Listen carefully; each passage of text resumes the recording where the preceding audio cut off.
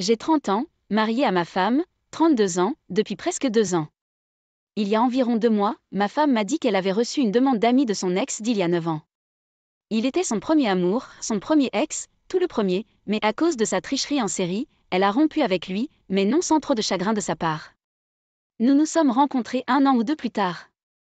Ils ont commencé une relation en 2015 et se sont mariés en juin 2019. Nous avons un fils, né en juin 2020. Quoi qu'il en soit, la dernière fois qu'ils avaient communiqué était en 2013 jusqu'à ce qu'elle reçoive apparemment une demande d'ami en février ou mars dernier de sa part. Elle sait que j'ai des sentiments de jalousie à son égard et c'était une sorte de règle non écrite qu'elle ne le contacterait plus jamais et qu'elle me le dirait s'il la contactait. C'est une ramification de notre accord de pas de secret, rien de caché dans notre mariage. Surtout en ce qui concerne les choses qui pourraient menacer notre mariage. Elle m'a parlé de la demande d'ami environ 2 à 3 semaines plus tard, alors que, selon notre accord, elle aurait dû être divulguée immédiatement. Elle a dit qu'elle avait refusé la demande d'ami. J'étais un peu inquiet mais j'ai laissé passer car c'était juste quelque chose de mineur. Tout le reste n'était pas suspect jusqu'à il y a une semaine, lorsque je me suis connectée à son compte de messagerie. Nous avons tous les deux le mot de passe de l'autre sur tout et vérifions régulièrement les autres comptes de médias sociaux. Je le fais rarement, mais par intuition, je suis allée à ses messages archivés et il y a eu un appel manqué de son ex à 1h du matin la nuit précédente alors que j'étais au travail. Il n'y avait pas de réponse, mais pourquoi me le cacherait-elle ? J'ai essayé de rester calme et j'ai attendu qu'elle finisse par me le dire, mais elle ne l'a pas fait. Le 3e jour, je ne pouvais plus me retenir alors je l'ai confrontée à ce sujet.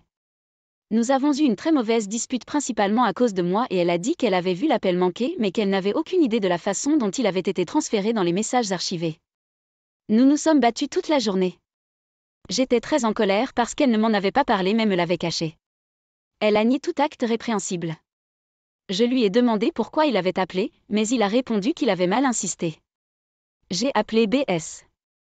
Comment pouvez-vous appuyer à tort sur un compte de messagerie avec lequel vous n'avez pas été en contact depuis 2012 ? Il y a environ 2 jours, il l'a de nouveau appelée et comme elle ne répondait pas, il lui a demandé pourquoi elle ne répondait pas. Depuis notre dernière dispute, j'ai été gentil et calme, mais je ne sais pas pourquoi il a les couilles de continuer à appeler ma femme à l'improviste et plus d'une fois à cela. Suis-je trop obsessionnelle et dure à ce sujet ou dois-je enquêter davantage ? L'ex part à environ 15 minutes de chez nous. C'est en fait le premier endroit où ils ont tous les deux grandi. Nous venons d'être transférés ici. Elle et mon fils sont arrivés en septembre 2020 tandis que je suis arrivée en mars de cette année.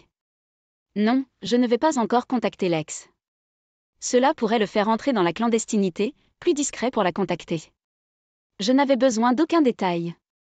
J'ai juste besoin de savoir si elle me trompe ou non. Si elle me trompe, je vais immédiatement divorcer. Nous sommes toujours censés être en lune de miel. Si elle triche maintenant, à quel point la situation s'aggravera-t-elle lorsque nous passerons par la quarantaine ? Non, 2013 a été le dernier contact. Ajout de quelques corrections et de quelques détails supplémentaires. En 2012, lorsqu'ils ont rompu, elle a retiré l'ex de sa liste d'amis sur Facebook. 2013, elle a eu un autre petit ami. Lui et son petit ami ont commencé l'école de médecine. J'étais leur camarade de classe ami. Ils ont rompu parce que l'homme était un trou du cul et aussi dans ma propre observation depuis que je suis devenue proche d'eux pendant cette période.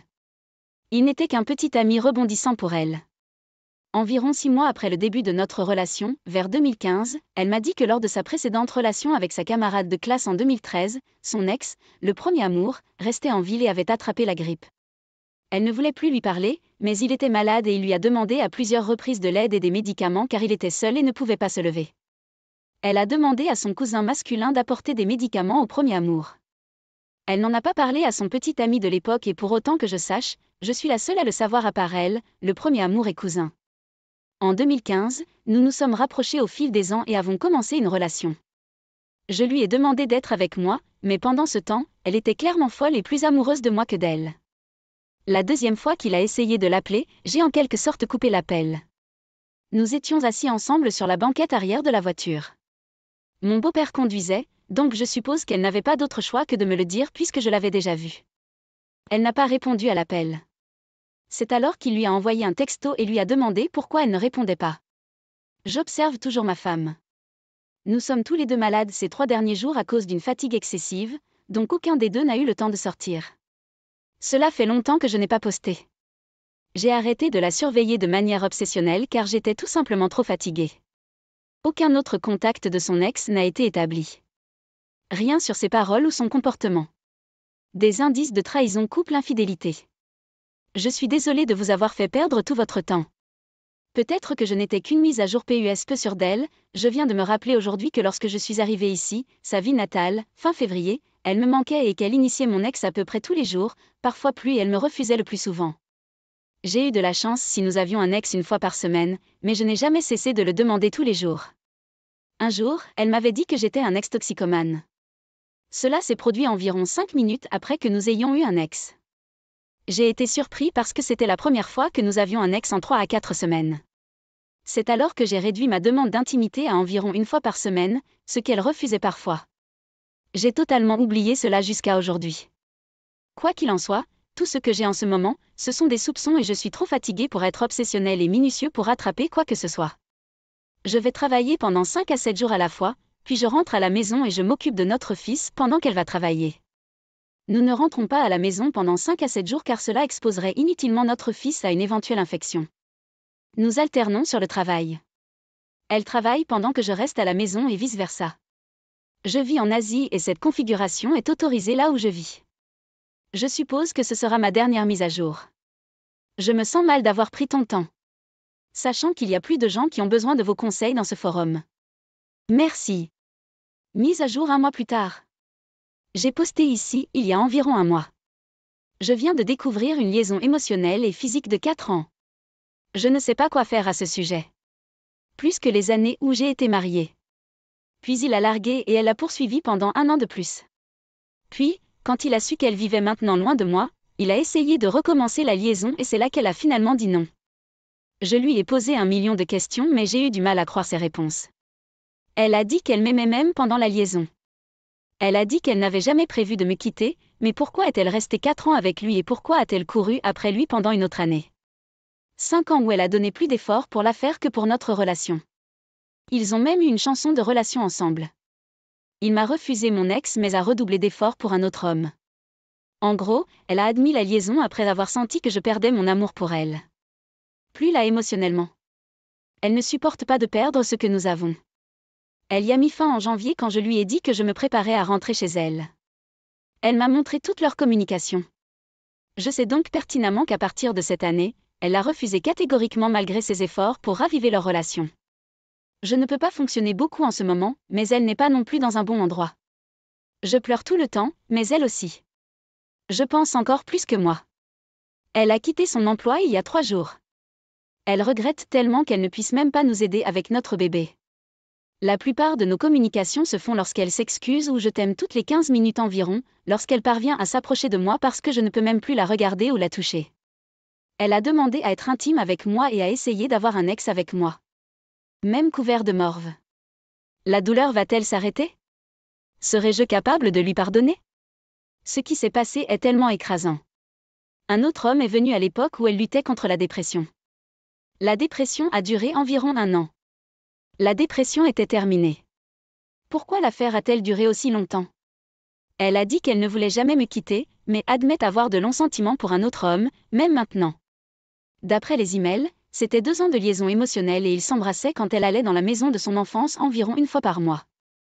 Pendant 2 ans, il a essayé très fort d'entrer dans son pantalon en lui faisant tous les compliments connus de l'humanité. Il se plaignait et se plaignait de ne pas avoir d'ex parce qu'il ne pouvait pas s'en empêcher. Ma femme est si spéciale. Il a dit que les baisers sur les lèvres ne suffiraient jamais parce qu'elle était la plus belle chose qu'il ait jamais vue, à l'intérieur comme à l'extérieur. Elle a cédé après 2 ans et ils étaient physiques environ 1 fois par mois depuis lors. Il l'a larguée parce qu'elle croyait apparemment toutes ses paroles alors que sa motivation pour tout cela n'était que l'ex. Ma femme a essayé de le récupérer pendant environ 1 an, puis en raison de la pandémie, ma femme ne pouvait plus venir dans sa maison d'enfance 1 fois par mois, mais elle a quand même essayé de lui envoyer un email pour revenir à l'affaire. Puis nous avons une autre bébé en juin 2020 lorsqu'elle est revenue dans son ancienne ville natale avec mon fils en septembre. Il a essayé d'avoir à nouveau un ex avec elle. C'est alors qu'elle a commencé à lui dire qu'elle regrettait tout et qu'elle essayait à plusieurs reprises de ne pas entrer en contact. Janvier était la dernière fois qu'ils ont communiqué bien qu'il essaie toujours par d'autres moyens de lui parler, mais elle le ferme immédiatement. Elle m'avait aussi parlé de cette époque. Elle a pensé à tout supprimer mais a changé d'avis car selon elle, elle voulait avoir des preuves pour me montrer que c'est fini si je découvrais l'affaire. Depuis l'absence de contact, l'autre homme a essayé de la joindre même à l'hôpital où elle travaillait, mais elle l'a arrêté. Avant de quitter son emploi, elle avait écrit des demandes pour que l'agent de sécurité ne le laisse pas entrer dans ses locaux de travail, à l'exception de l'urgence bien sûr. J'ai vu les preuves de cela et j'ai demandé à l'agent de sécurité ce qu'il en était. Je ne peux ni dormir ni manger. Je me sens comme de la merde. Elle a sombré dans un tel creux en ce moment. Parfois, je n'arrive même pas à faire prendre une douche à ma femme pour enlever toute la morve et les larmes séchées de son visage. Elle avait tout rendu transactionnel. Si vous me parliez pendant 5 minutes, je vous promets que je prendrai une douche après. C'est ridicule. Oh, tu veux que je fonctionne normalement? Alors promets-moi d'abord que tu ne me quitteras jamais. Je ferai n'importe quoi, mais je ne peux même pas faire la vaisselle sans vomir dans les assiettes. Merci à tous pour vos conseils. La plupart d'entre vous veulent que je divorce immédiatement, mais j'ai une liste de raisons de ne pas le faire pour le moment. Numéro 1. Oui, je divorcerai immédiatement sans notre fils. Elle avait été un meilleur parent pour lui que je ne l'ai été. Numéro 2. La douleur que je ressens est inimaginable, mais voir sa réaction quand elle m'a vu souffrir. Est-il possible qu'elle ressente plus de douleur que moi? L'ampleur du nombre de larmes et de morve, etc., semble ridiculement impossible. Je ne l'aurais pas cru si je ne l'avais pas vu. Il semblait que je n'avais pas vu son visage mouillé de larmes depuis le jour J il y a un mois. Numéro 3. Elle est médecin, donc si elle voulait me quitter, elle aurait pu se passer de problèmes financiers. Elle aurait pu partir avec d'autres hommes et même si l'autre homme quittait son travail, son argent serait plus que suffisant pour eux. Numéro 4. Elle est prête à prendre la chute. Elle essaya de se dénoncer et de révéler l'autre homme à tout le monde. Quand je dis tout le monde, je veux dire tout le monde. J'ai dû l'empêcher de le dire à notre famille, même à la famille de l'autre homme. Zut, elle a même essayé de dire à l'hôpital où elle travaillait quand elle a quitté son emploi. Je devais être avec elle partout où elle allait pour qu'elle ne renverse pas le morceau. Dans cette petite ville, cela aurait été une condamnation à mort pour elle et son partenaire. Le partenaire de liaison en particulier aurait perdu la plupart de ses perspectives de carrière. Numéro 5. J'ai tous les emails, je pense.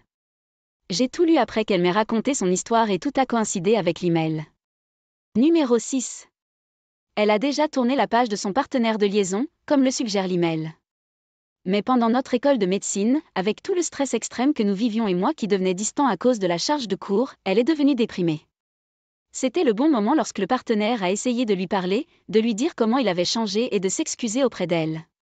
Elle l'a refusé mais il a continué à discuter. Finalement, le partenaire de liaison a commencé à lui dire comment elle était devenue la meilleure personne possible et le reste appartient à l'histoire. Pendant ce temps, j'avais des difficultés scolaires et je ne lui prêtais pas beaucoup d'attention. Je ne sais pas comment cela se passerait, mais je pense que je devrais laisser mon esprit clair pendant au moins un mois avant de prendre une décision. De cette façon, mon fils ne serait pas beaucoup affecté. Je sais que je peux vous sembler faible, mais je fais de mon mieux pour garder la maison unie. J'ai un fils d'1 an qui a besoin de moi.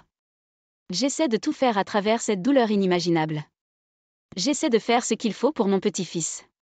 Mon conjoint capricieux m'a supplié de quitter mon emploi pour que nous puissions régler notre mariage. Nous avons suffisamment d'économies pour tenir environ 1 an sans qu'aucun de nous ne travaille.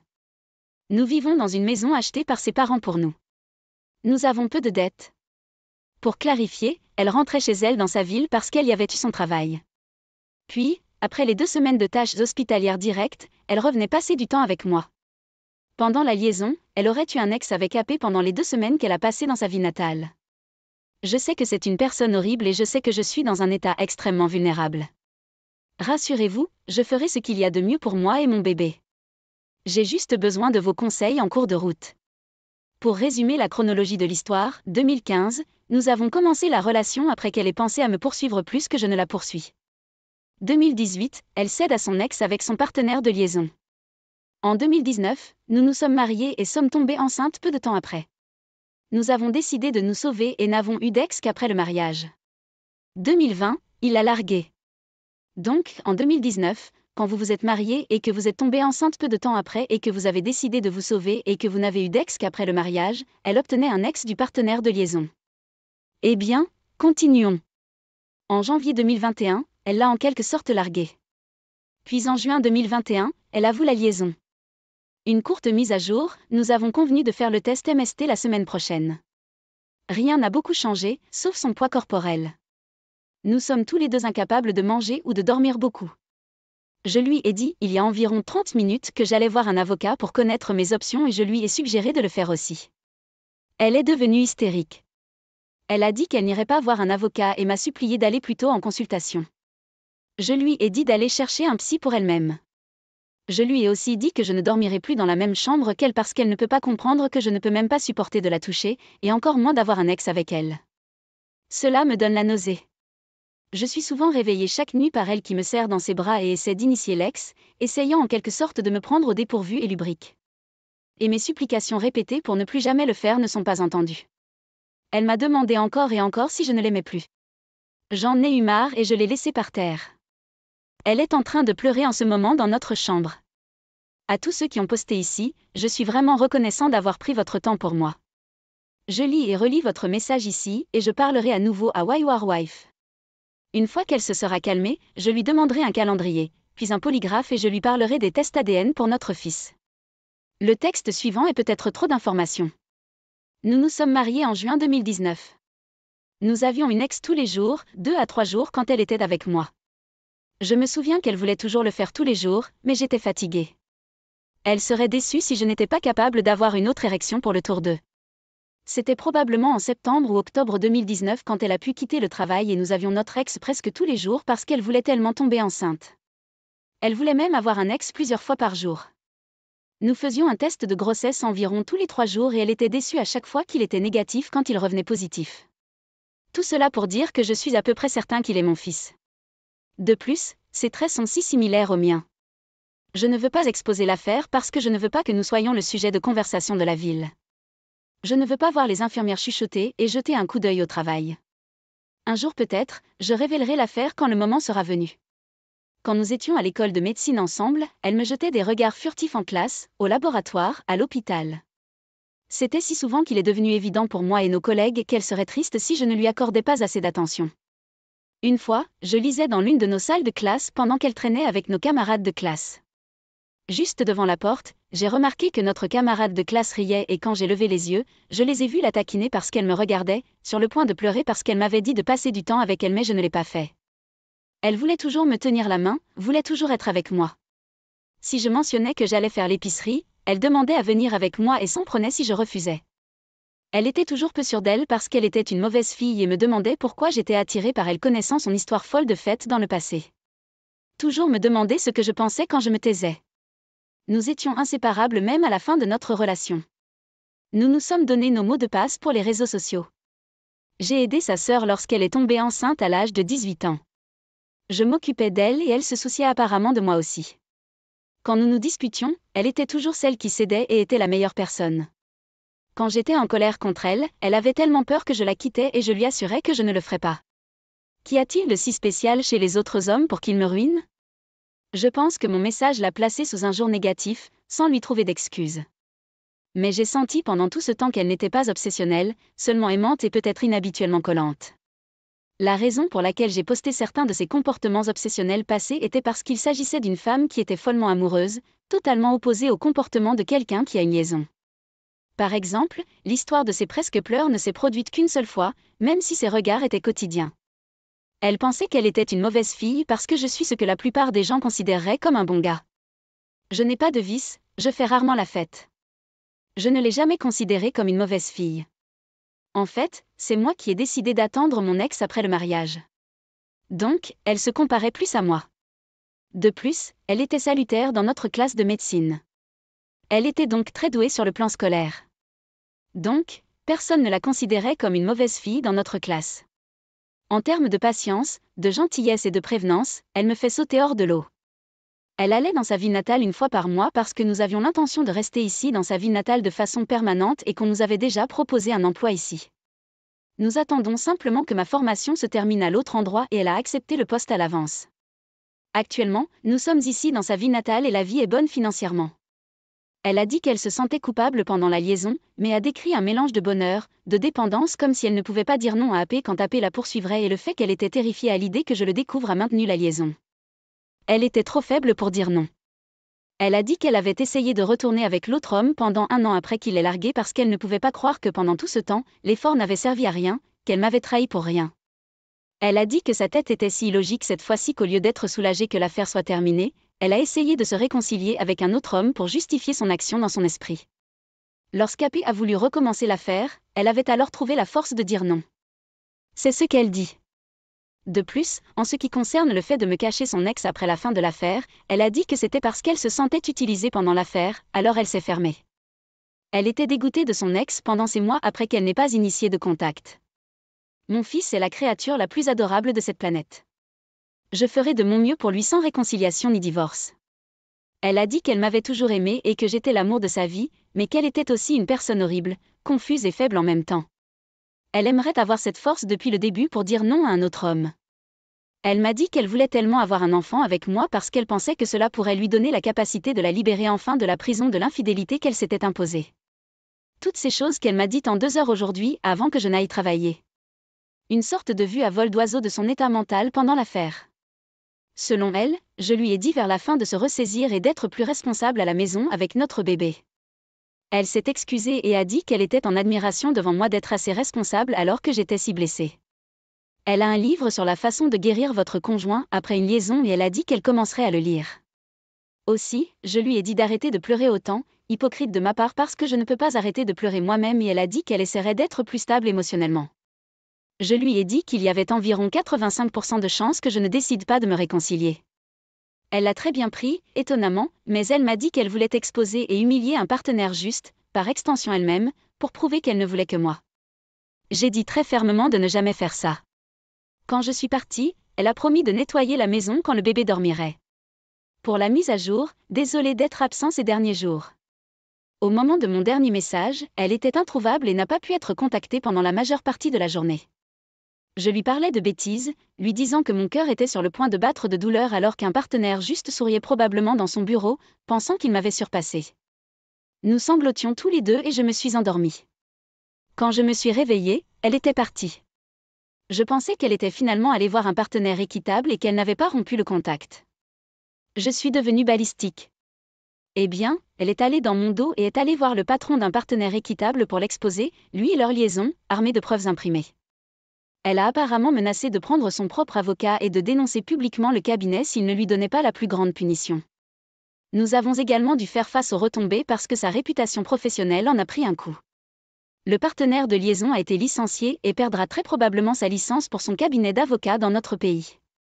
Malheureusement, pendant son absence, par colère, je suis allée voir mon ami avocat et j'ai obtenu les papiers du divorce.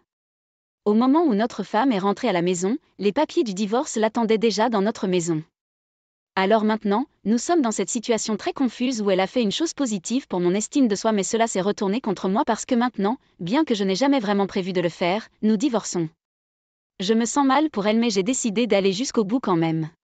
Comme mon avocat me l'a dit, le plus tôt pour qu'il soit finalisé serait en janvier de l'année prochaine. Comme vous pouvez probablement l'imaginer, cela l'a incroyablement affectée. Elle a dit qu'elle était fière d'elle lorsqu'elle rentrait chez elle ce jour-là, désireuse de me montrer à quel point je comptais pour elle. Elle n'avait aucune idée de ce qui l'attendait. Nous publierons des mises à jour plus tard.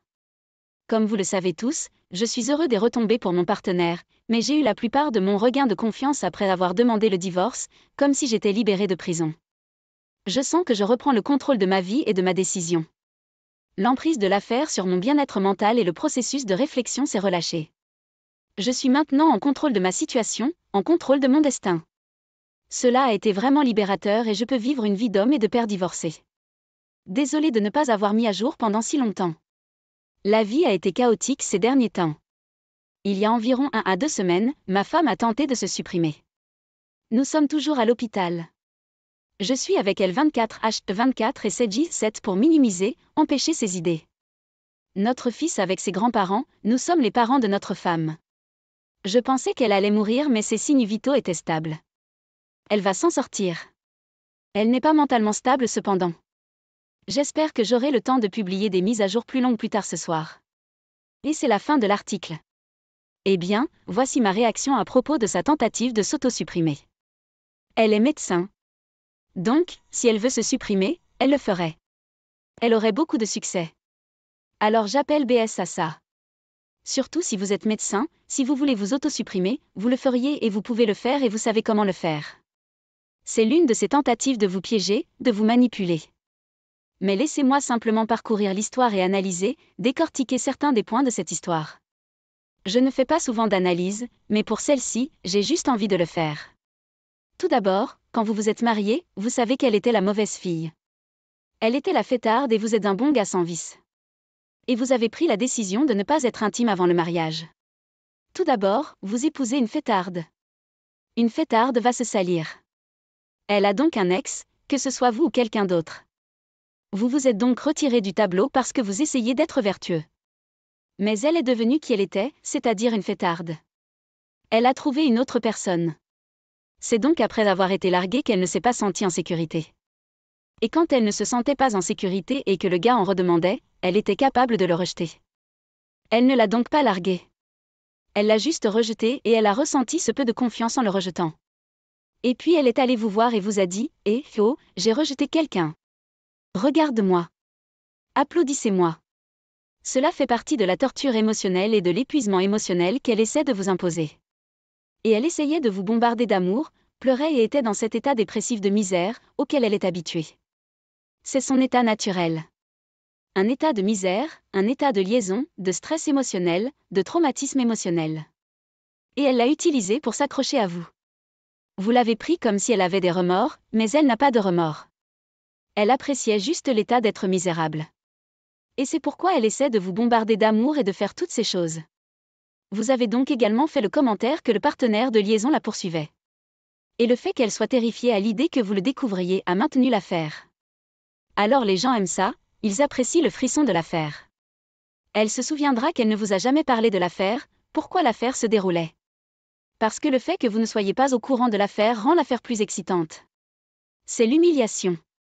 Le fait qu'elle vous humilie dans votre dos est la partie excitante. C'est donc ce que j'ai à dire à ce sujet. Et puis elle a dit qu'elle avait trouvé la force de dire non après avoir été larguée. Donc je n'y crois pas du tout. Et puis après s'être fait larguer par lui, elle vous a dit qu'elle était dégoûtée par X pendant ces mois après qu'elle n'ait initié aucun contact. Je pense qu'elle était dégoûtée par vous, pas du tout par le X. Et puis elle a dit qu'elle t'avait toujours aimé et que tu étais l'amour de sa vie. Pendant ce temps, au cours de votre relation, elle vous trompait également dans votre dos. Je ne comprends donc pas très bien comment elle t'aimait. Et si vous y réfléchissez, à la fin de l'histoire, elle est allée exposer le partenaire de liaison. Elle était tellement intéressée à exposer le partenaire de liaison et à faire exploser sa vie, votre vie et sa vie, ce qui montre qu'elle est une personne autodestructrice. Et pourquoi est-elle si intéressée à faire exploser la vie de cet AP? C'est parce qu'elle est toujours blessée. Il l'a humiliée et rejetée. Et puis elle est retournée vers vous, ce qui est le plan B, sa deuxième option. Et elle lui en voulait toujours, ce qui est vraiment la raison pour laquelle elle l'a fait. Elle ne l'a pas fait pour vous. Elle l'a fait parce qu'elle est méchante. Je ne comprends pas les lois de votre pays, mais elle n'a pas été forcée. C'était, je ne sais pas pourquoi son permis devrait être retiré parce que ce n'était pas une agression. C'était consensuel. Donc je ne sais pas. Il y a peut-être plus d'histoires que cela, mais je ne comprends pas pourquoi. Peut-être que l'infidélité est illégale dans ces pays. Donc, mais s'il est puni, vous devriez être puni aussi. Mais elle a déjà quitté son emploi. Elle est autodestructrice et elle a beaucoup de problèmes mentaux et très instable. Très franchement, je pense que l'affiche originale est un simpliste et aurait dû partir il y a longtemps. Même si vous avez un bébé avec elle, je comprends que vous vouliez prendre soin de votre bébé, mais elle est très instable et apprécie les montagnes russes émotionnelles. Et elle a toujours le contrôle parce que quand elle a vu que vous aviez pris l'initiative de divorcer, elle vous a fait rire en simulant une tentative d'autosuppression parce qu'elle est médecin. Je vous promets que si un médecin veut s'enlever la vie, il sait très bien comment le faire. Merci d'être resté jusqu'à la fin de cette histoire. N'oubliez pas d'aimer et de vous abonner et de passer une merveilleuse. Papa m'a donné quelques mots de sagesse quand j'ai commencé à sortir avec quelqu'un. Il a dit, fiston, les hommes de grande valeur ne tolèrent aucune sorte de manque de respect, de manipulation ou de mensonge de la part des filles ou des femmes. Soyez fidèle à vous-même et soyez toujours un homme de grande valeur. Eh bien, c'est à ce moment-là que ma tourmente a commencé. Mauvaise nouvelle, ma chérie. La réunion de fusion vient d'être avancée et je dois partir demain matin et ne reviendrai pas avant dimanche soir. Je sais à quel point ce mariage est important pour vous, surtout parce que vous êtes la demoiselle d'honneur.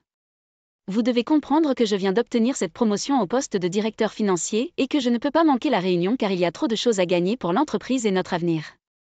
Tu devras partir sans moi. Désolé. T'es sérieux? Vous savez depuis combien de temps nous avons planifié cela? Et maintenant, à la dernière minute, vous allez annuler et je serai la seule. Avez-vous une idée à quel point ce sera embarrassant pour moi?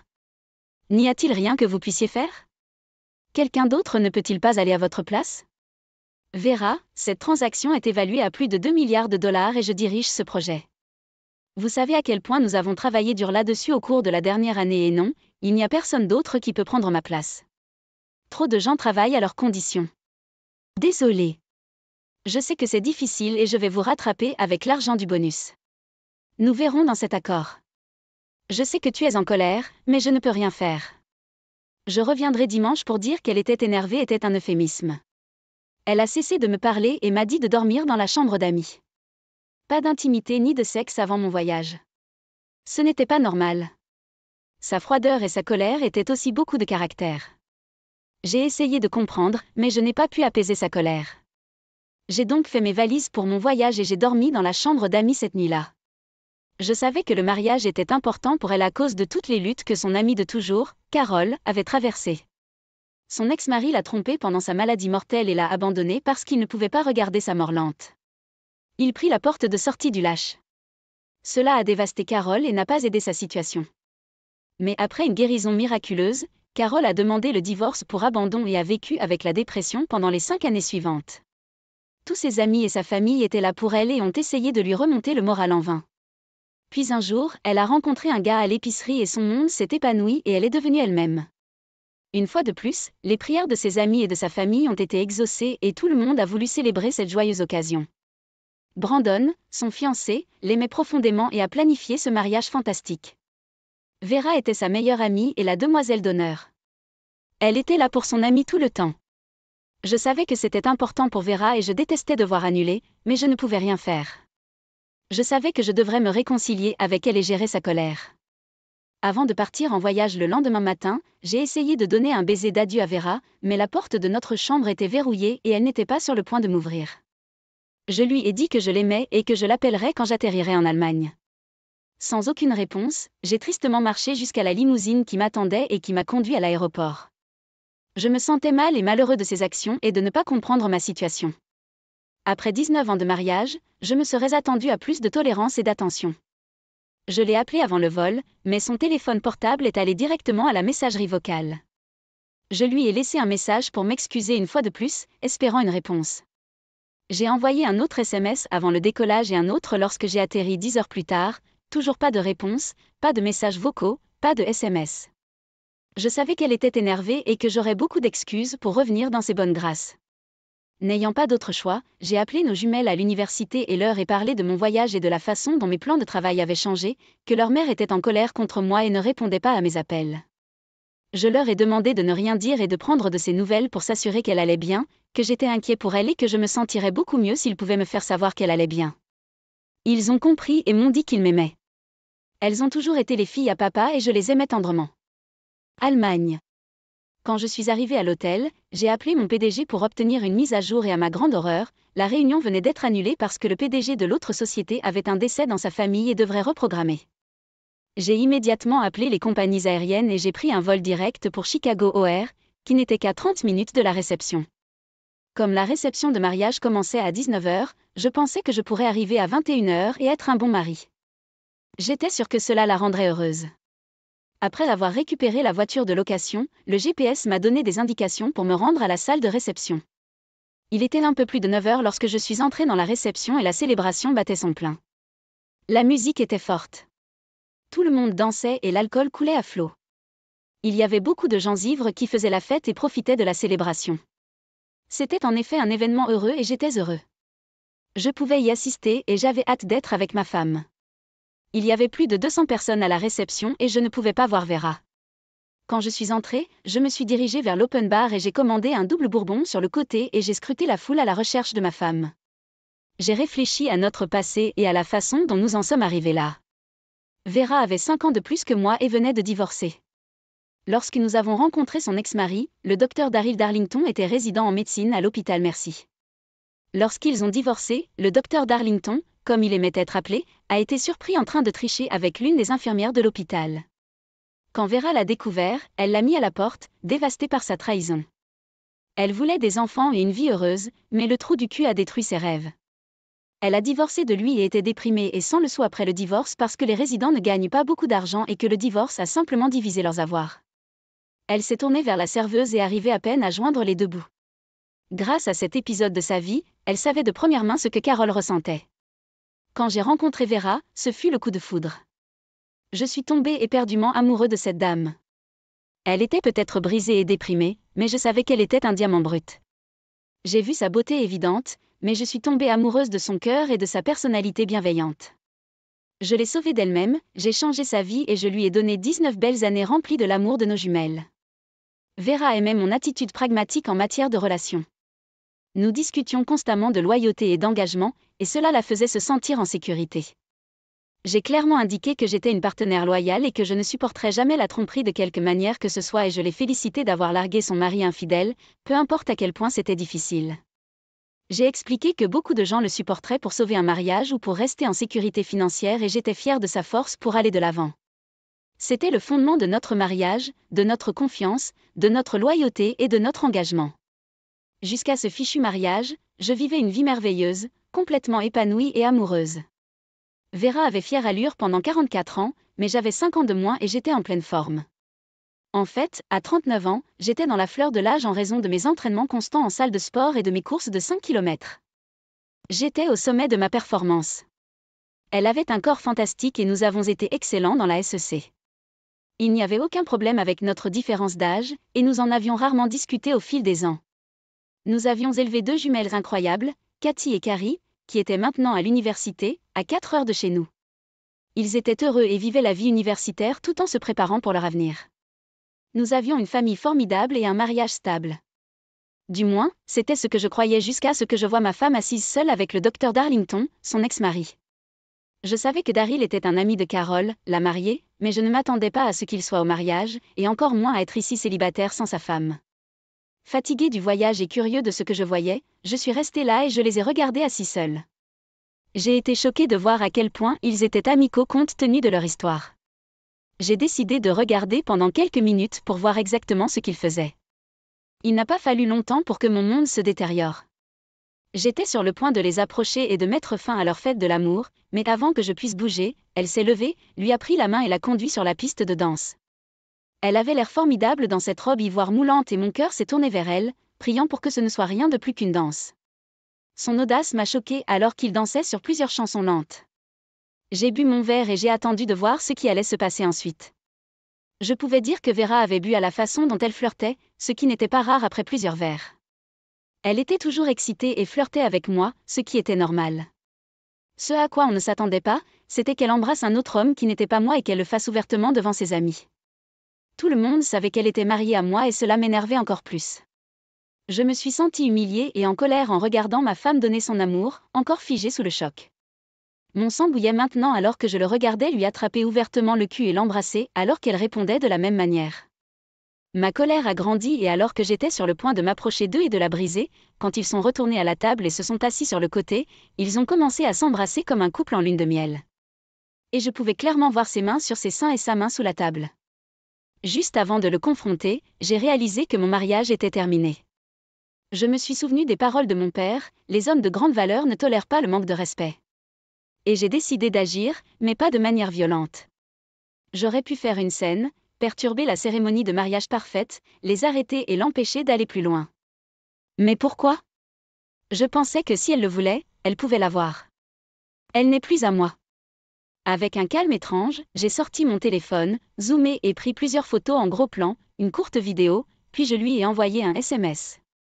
Eh bien, j'envoie un SMS, bonne nouvelle, chérie, la réunion a été reportée et je suis de retour, mais il semble que tu sois entre de bonnes mains ce soir. Je vais rentrer à la maison et je suppose que vous passerez la nuit avec le docteur Darlington. Maintenant, je comprends pourquoi vous n'avez pas répondu à mes appels ou répondu à mes SMS. Eh bien, amusez-vous et profitez de la mort de notre mariage. Je partirai au moment où tu rentreras à la maison demain. J'ai appuyé sur envoyer et j'ai regardé calmement, me demandant si elle allait prendre son téléphone et lire le texte. Pendant que je regardais, je pouvais voir son téléphone s'allumer avec la notification d'un message entrant. Elle l'a vu s'allumer sur la table et a décroché le téléphone. Elle a ensuite commencé à appuyer sur quelques boutons, cherchant évidemment le message. Vera semblait avoir dégrisé rapidement. Comme je l'ai vu, l'expression de son visage est devenue sérieuse. Dès que j'ai vu sa réaction, je suis sortie de la réception pour me diriger vers ma voiture. Vera a dû paniquer et m'a vu partir, mais j'ai réussi à sortir avant qu'elle ne puisse m'atteindre. En ouvrant la portière de ma voiture, je l'ai entendu crier « Chérie, s'il te plaît, attends ». Avec un regard froid, j'ai juste secoué la tête, je suis montée dans ma voiture et j'ai quitté le parking avant qu'elle ne puisse m'atteindre. Mon téléphone a immédiatement commencé à sonner, mais je n'étais pas en état d'y répondre, et encore moins de lui parler. Si elle voulait être avec son ex, alors nous étions finis, bon sang, après ce que je venais de voir, nous avions fini de toute façon. 22 ans après avoir divorcé de ce connard infidèle, elle saute à nouveau dans ses bras. La première occasion qu'elle aura, eh bien, elle devra expliquer les choses à la famille et aux enfants parce que tout dépend d'elle. Des dizaines de SMS frénétiques ont commencé à arriver sur mon téléphone. Revenez, s'il vous plaît. Laisse-moi t'expliquer. Je t'aime. Revenez, s'il vous plaît. Merde. Ce n'était pas ce à quoi ça ressemblait. Je t'aime. Mais après 2 jours de vol de 10 heures, 2 jours sans appel ni texto, l'épaule froide et la regarder avec le docteur Darlington, je n'étais pas d'humeur à écouter ses excuses. En fait, j'étais aussi en colère que je ne l'avais jamais été et je ne voulais rien avoir à faire avec elle ou ses conneries. Après 20 appels téléphoniques et SMS, je me suis arrêtée et je lui ai renvoyé un SMS. Le texte que j'ai envoyé disait « Va te faire ». Mon travail se passait très bien. Mes enfants étaient partis à l'université, qui était déjà financée et je n'avais rien qui m'attachait. J'étais encore assez jeune pour prendre un nouveau départ. Après 4 heures de route vers Nashville, je me suis arrêtée dans un restaurant pour manger un morceau et faire une courte sieste dans la voiture avant de continuer mon chemin de retour. En mangeant mes œufs et mon bacon, j'ai décidé de faire savoir au monde entier exactement ce que je ressentais. À l'époque, Facebook était le site de médias sociaux le plus populaire où tout le monde visitait et échangeait des mises à jour sur sa vie. Entre les bouchées, j'ai changé mon statut Facebook de marié heureux à célibataire et disponible. Puis j'ai posté 2 photos. J'ai pris un Vera et Daryl et un baiser profond au mariage. Sur la deuxième photo, on pouvait voir sa main sur sa poitrine. Sous la photo, j'ai expliqué que Vera échangeait et se remettait avec son ex-mari et que j'étais maintenant de retour sur le marché. Oui, c'était immature, mais dans mon esprit, c'était la vérité. J'allais de l'avant sans elle. Ce qui est drôle, c'est que Daryl, son ex, avait presque 50 ans, était chauve, en surpoids, et sans essayer de paraître vaniteux, ce n'était pas une mise à niveau dans tous les sens du terme. À quoi pensait-elle? Nous jeter pour un vieux mec usé qui l'avait déjà trompé. Peut-être voulait-elle être avec un médecin plutôt qu'avec un comptable. Pour être honnête, ça faisait mal. En fait, ça faisait très mal. J'ai ressenti plus de douleur à ce moment-là que je ne pourrais jamais m'en souvenir. Je me sentais triste et en colère, mais cela m'a fait rire de la situation ridicule. Elle jetait son mariage de 19 ans pour un vieil homme qui l'avait trompée il y a plus de 20 ans. Au diable avec elle et baise-le. Il peut l'avoir. Ils se méritent l'un l'autre. Je n'étais pas le genre de gars qui supportait ce genre de manque de respect. Je suis sûr qu'il y a beaucoup de gars qui disent que ce n'était qu'un baiser et des attouchements et qu'il n'y a aucune raison de la quitter. Désolée, mais dans mon monde, soit ma femme est engagée envers moi, soit elle est libre d'être avec quelqu'un d'autre. Nous devons tous vivre avec nos choix. Après le petit déjeuner tardif et une sieste de 2 heures dans la voiture, j'ai repris la route, me garant dans mon allée à 7 heures du matin. Quand j'ai allumé mon téléphone, il a commencé à sonner avec des dizaines de notifications. Il y en a tellement que je ne pensais pas qu'ils allaient s'arrêter un jour. Il devait y avoir plus d'une centaine de messages de ses parents, de sa sœur et de ses amis. 5 minutes après avoir allumé le téléphone, il a commencé à sonner et j'ai remarqué que c'était Vera. Je me suis demandé si elle avait dormi la nuit dernière ou si elle l'avait passé avec le médecin. Peu importe, j'ai ignoré ces appels parce que j'avais dépassé tout cela maintenant et que je me concentrais uniquement sur le fait de sortir ce dont j'avais besoin de la maison et de passer à autre chose. Je m'entendais bien avec sa famille. Et quand ils m'ont appelé ce matin-là, j'ai pris leur appel et j'ai expliqué ce qui était arrivé à son père. James, je n'avais aucune idée qu'elle était malheureuse avec notre mariage, mais la tromperie a été le coup de grâce pour notre vie heureuse. Je ne pouvais pas supporter le manque de respect qu'elle a affiché devant les gens que nous connaissons. Non, il était évident qu'elle avait toujours des sentiments pour le connard. Et maintenant, elle peut être avec lui. J'ai l'intention de trouver une femme qui appréciera ce que j'offre et restera fidèle. James, je n'ai pas d'autre choix. Je vais déménager aujourd'hui et mettre la maison en vente immédiatement. Je contacterai un avocat demain matin pour demander le divorce. Elle peut vivre ici jusqu'à ce que la maison soit vendue et je la traiterai équitablement dans le divorce. Appelez-moi démodée, mais je ne vivrai pas avec une femme qui veut être avec quelqu'un d'autre. Elle a fait son choix, mais je ne crois pas qu'elle ait choisi judicieusement cette fois-ci. James a conduit plus d'1 heure plus tard et m'a supplié d'attendre et de lui parler avant de passer au nucléaire. Après m'avoir demandé de lui donner une chance de s'expliquer, je lui ai dit de regarder à nouveau cette photo et de voir comment il se caressait ouvertement au mariage. Il n'y avait aucun moyen que je supporte ça. Le faire avec son ex n'était qu'une autre gifle au visage. Son père a été déçu de ses actions et de ma décision d'agir rapidement et de manière décisive. Quand je suis entrée dans notre maison, je me suis sentie pleurer, réalisant que notre foyer heureux n'était plus un foyer, mais la coquille de notre mariage. Nous avons passé les 5 dernières années à transformer notre maison en notre demeure parfaite. À ce moment-là, les taux hypothécaires étaient inférieurs à 2,99% et notre maison avait doublé de valeur. En tant que comptable, j'ai décidé de refinancer la maison à la valeur totale et j'ai retiré près de 500 000 $ de la valeur nette de la maison. J'ai immédiatement mis en place un fonds en fiducie de 200 000 $ pour chaque collège de filles et un peu plus pour leur donner un bon départ dans la vie. Nous avons pris les 100 000 $ restants et avons rénové la maison, ce qui en a fait une vitrine que nous avons immensément appréciée et dont nous étions fiers. Le taux d'intérêt plus bas a fait en sorte que le paiement mensuel n'a augmenté que de 1 700 $ par mois par rapport à ce qu'il était avant que nous retirions les actions. C'était une évidence et Vera est retournée travailler comme réceptionniste pour compenser le paiement mensuel supplémentaire. J'avais un bon salaire, rien de fou, mais en tant que directeur financier nouvellement promu, j'obtenais des options d'achat d'actions l'année suivante, qui deviendraient notre fonds de retraite. Vera n'a jamais été impliquée ou intéressée par nos finances tant qu'elle obtenait ce qu'elle voulait, faisait confiance à mes connaissances financières et menait une vie confortable.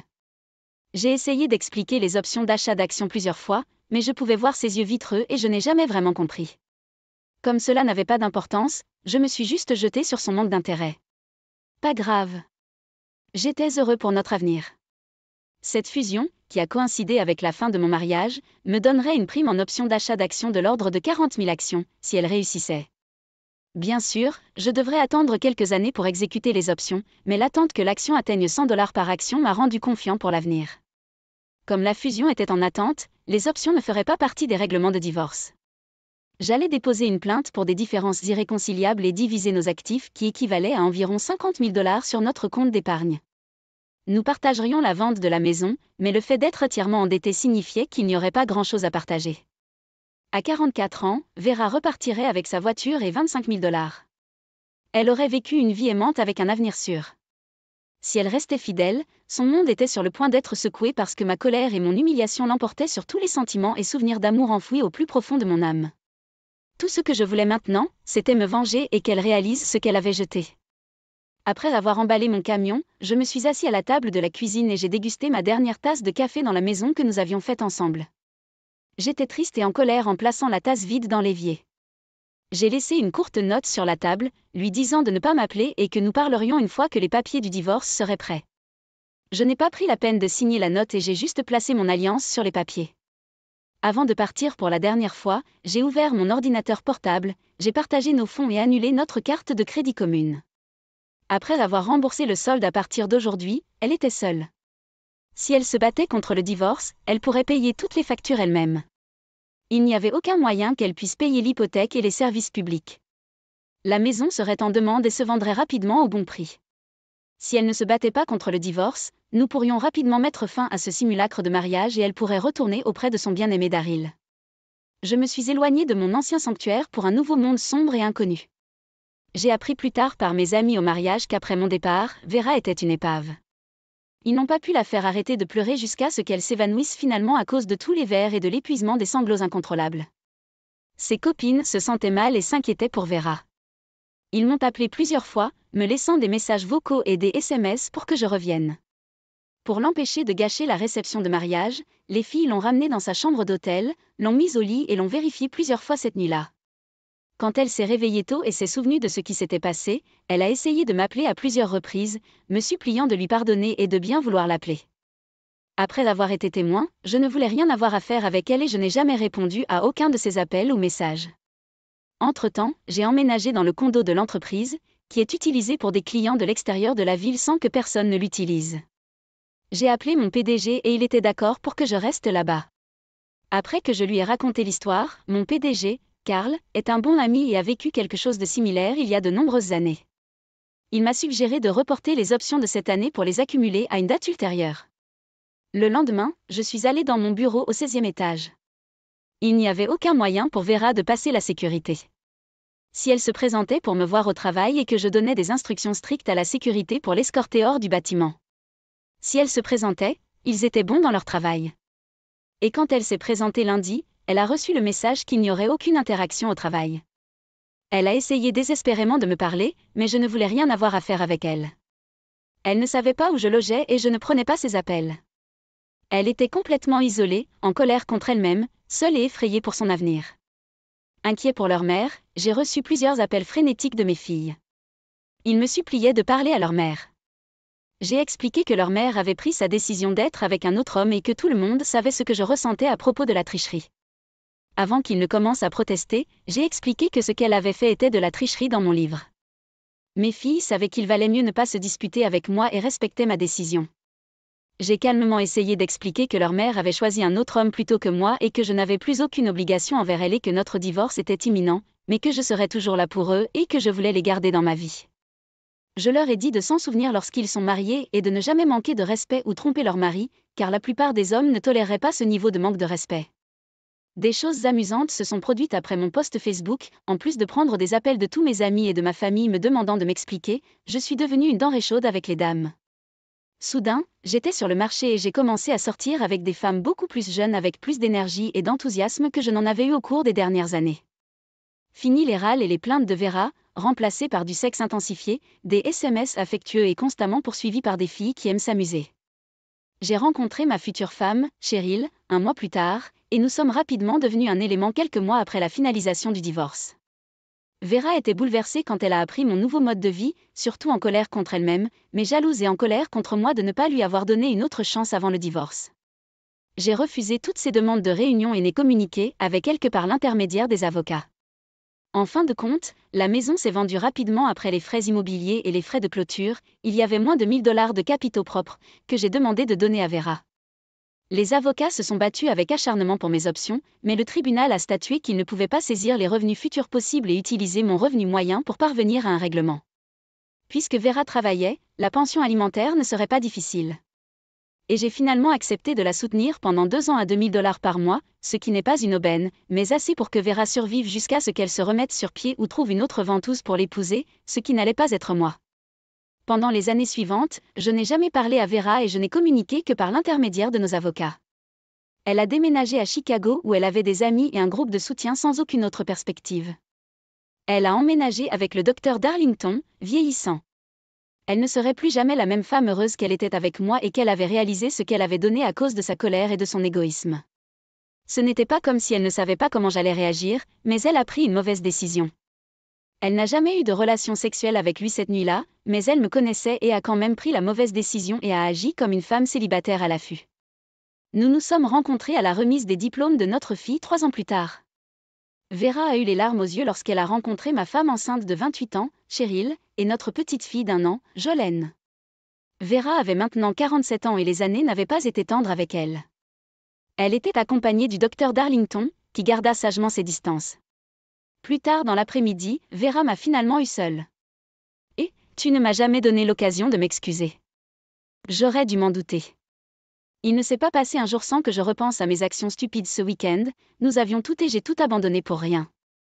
Tu étais le mari parfait et j'ai raté une vie merveilleuse. Nous avons partagé Vera, c'est du passé et je te pardonne.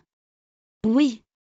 Je n'aurais jamais pensé que tu serais dans ses bras pendant que je travaillais pour notre avenir, mais je dois te remercier.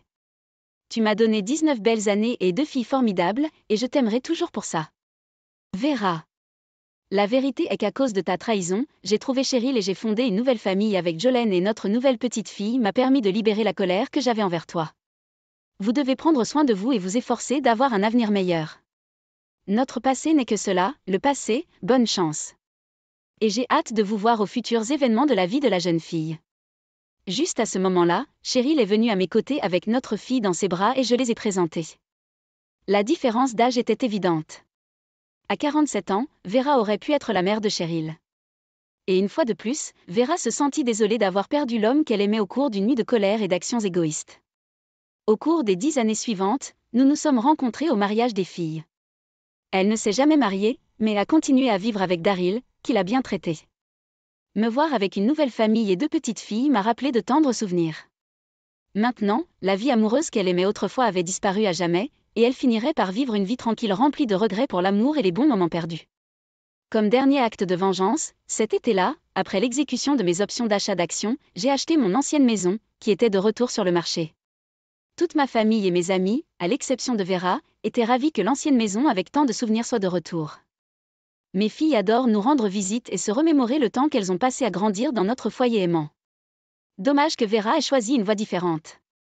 Elle aurait adoré être ici, vivre la vie que nous avions prévue ensemble. Mais la vie continue, et je m'amuse à faire une nouvelle vie et de nouveaux souvenirs avec ma merveilleuse femme et mes petites filles. Une règle à suivre, avant de me faire du mal, assure-toi que tu n'auras plus jamais... Je ne sais pas comment le dire, mais je ne sais pas si cela m'aidera ou non, mais je suis mariée à ma femme depuis 23 ans et j'ai découvert que ma femme était échangiste à plein temps. Et j'étais absolument choquée. Elle est directrice d'école et je n'ai jamais pensé qu'elle avait le comportement de faire cela. Comment pourrais-je manquer les signes que ma femme couchait avec tous ces hommes? J'étais absolument dévastée. J'avais l'impression d'avoir reçu un coup de poing dans le ventre. Je ne pouvais pas croire que la femme que j'aimais m'avait trahi d'une manière aussi horrible. J'ai tout fait pour cette femme. J'ai travaillé dur pour subvenir à ses besoins. J'étais un bon mari et je pensais que j'étais aussi un bon pourvoyeur. Permettez-moi de revenir un peu en arrière. Nous avons eu une conversation sur une relation ouverte et je ne voulais pas ça, mais je ne savais pas qu'elle se balançait déjà. Et elle m'a blâmé de ne pas avoir accepté cette relation ouverte. Elle s'est plainte que j'étais un peu ennuyeux et que je ne voulais rien essayer de nouveau. Et c'est la dernière chose qu'elle a dite à ce sujet.